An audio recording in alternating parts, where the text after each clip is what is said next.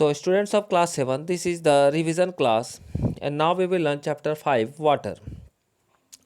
When you think of water, what images come to your mind? जब भी आप जल के बारे में सोचते हैं तो कौन सा चित्र आपके दिमाग में बैठता है? You think of rivers, the waterfalls, the pitter patter of raindrops, water in your taps. Children love to float paper boats in the rain puddles, and by the noon the puddles vanish. Where does the water go?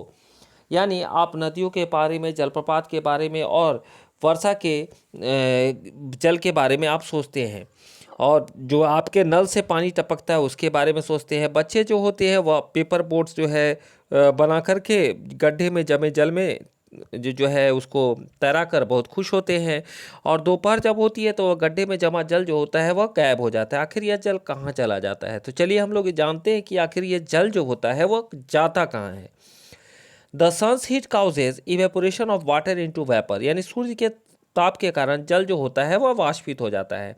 And when the water vapour cools down it condenses and form clouds, और ठंडा होने पर जलवाष्प संघनित होकर बादलों का रूप ले लेता है। From there it may fall on the land और see in the form of rain, snow और स्लीट, और यहाँ से यह वर्षा, हिम तथा सहिम वृष्टि के रूप में धरती या समुद्र पर नीचे गिरता है। The process by which water continuously changes its form and circulates between ocean atmosphere and land is known as the water cycle, जो फिगर 5.1 में दिखाया गया है। यानी जिस प्रक्रम में जल जो है लगातार अपने स्वरूप को बदलता रहता है और महासागरों, वायुमंडल और धरती के बीच चक्कर लगाता है, उसी को हम जल चक्र कहते हैं। Our earth is like a terrarium and the same water that existed centuries ago still exist today, हमारी पृथ्वी जो है यह थलशाला के समान है। जो जल शताब्दियों पूर्व उपस्थित था वही आज भी मौजूद है। And the water used to irrigate a field in Haryana में have flowed down the Amazon river 100 years ago, यानी जिस जल का प्रयोग आज हम हरियाणा की खेती में सिंचाई के लिए कर रहे हैं, हो सकता है कि वह सैकड़ों वर्ष पहले अमेजन नदी में बहती हो।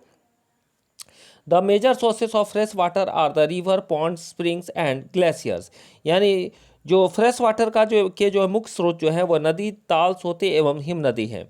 The ocean bodies and the seas contain salty water, और महासागर और समुद्रों का जल जो होता है वह लवणीय होता है, यानी खारा होता है। And the water of the ocean is salty और saline as it contains large amounts of dissolve salt, यानी इसमें जो है अधिकांश जो है नमक, सोडियम क्लोराइड या खाने के उपयोग करने वाला नमक जो है होता है।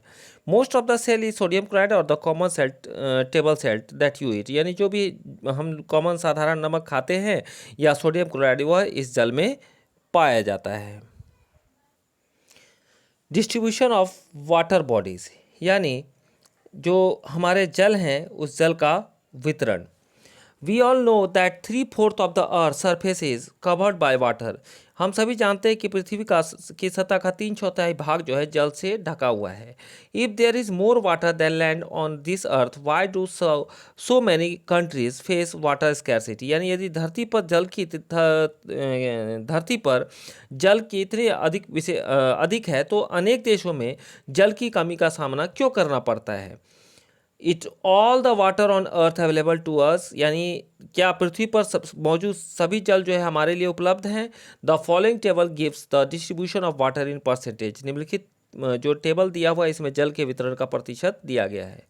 जिसमें ओशन है यानी महासागर की बात करें तो 97.3%, उसके बाद आइस कैप्स की बात करें वर्षावतरक की तो 0.2, ग्राउंड वाटर की भूमिगत जल की बात करें तो 0.68, फ्रेश वाटर लेक की बात करें तो ये है 0.009, inland seas and salt lakes की बात करें तो 0.009, एटमॉस्फेयर की बात करें तो 0.0019, रिवर्स की बात करें तो 0.0001, यानी टोटल 100% जल पाए जाते हैं। So children, we will learn more about this chapter in next class.